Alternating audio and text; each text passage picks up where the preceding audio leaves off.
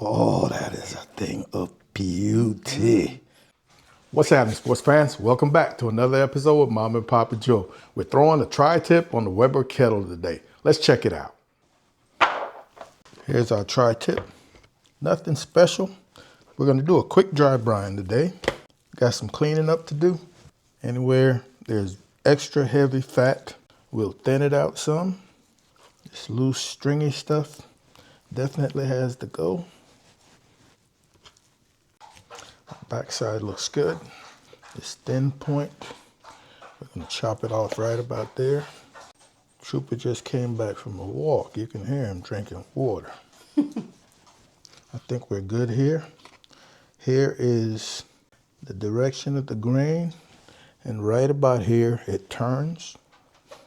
So when I'm slicing, I'll probably be slicing right down the middle.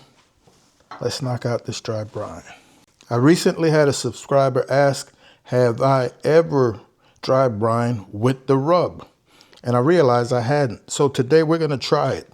We're running Uncle Chris Gourmet Steak Rub today. A dry brine requires salt, lots of it. And Uncle Chris definitely has that. So we're gonna pack this on pretty heavily. And we're not gonna be doing an overnight dry brine. We're probably only going 5 or 6 hours today.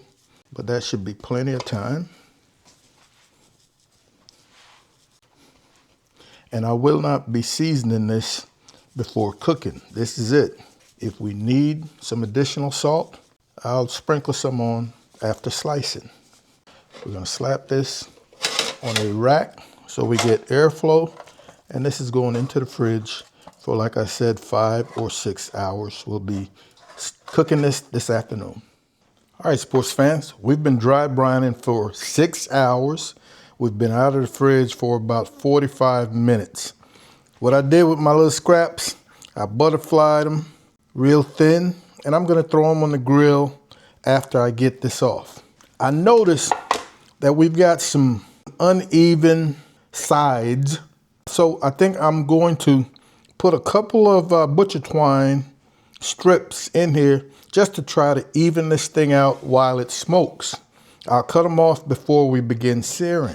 I'm gonna try something that looks like this, just to even this up some.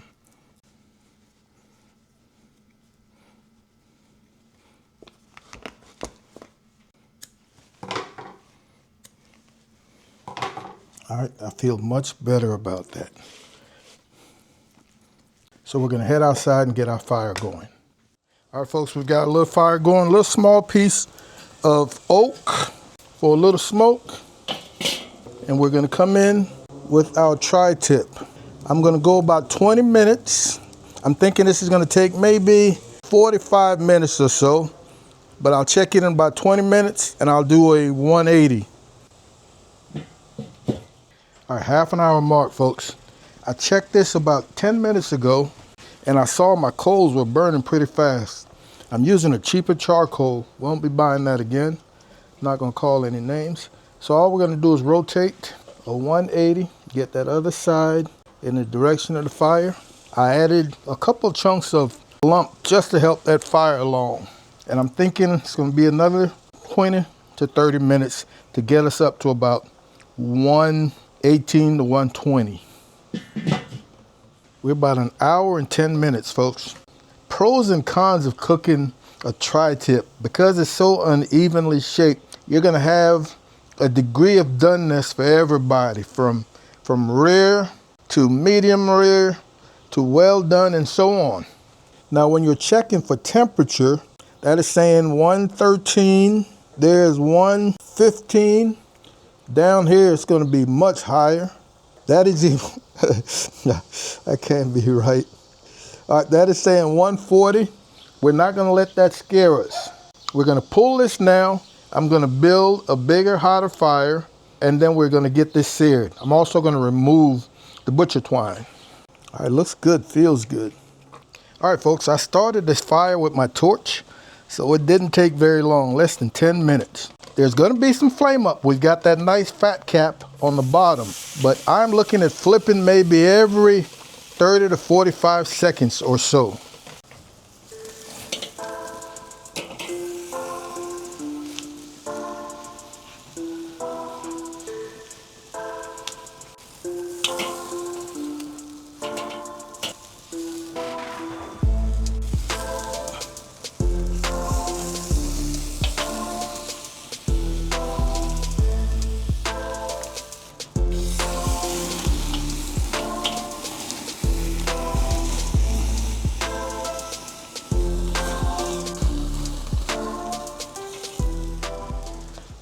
121 in that thickest center. We've got the color we want. I'm gonna let this finish for another 5 or so minutes indirect, and we're gonna be good to go. All right, folks, that's been about 7 minutes. Oh, she looks and smells great. 1/3, 129 in the thickest part. Folks, that is where I want it. So we're pushing 129, 130 right in here. We're gonna get it off, and we're gonna give it a little rest. And I'm gonna slap on my little scraps for a quick grill session. All right, while our little scraps are finishing, just a quick little compound butter, some garlic, onions, and a little unsalted butter. But I did add a little bit of Uncle Chris in it. And she's had a few minutes to rest. Looking, smelling great. That little compound butter is going to set it off. But the proof is in the pudding. So remember, we said our grains were running in this direction. And then right here in the middle, they started going this way. So we said that we would be cutting pretty much right here. Oh, oh, oh, that is a thing of beauty. My, my, my. Perfectly cooked. Great color, both sides. Let's get a couple of slices in here. As thin or as thick as you want, folks.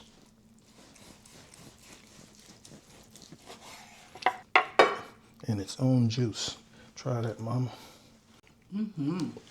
Wow.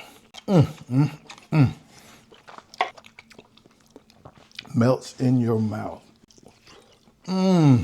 So good, folks. Uncle Chris hits the spot. And I think that dry brine with your seasonings works as well. I can see myself doing that more often. Wow.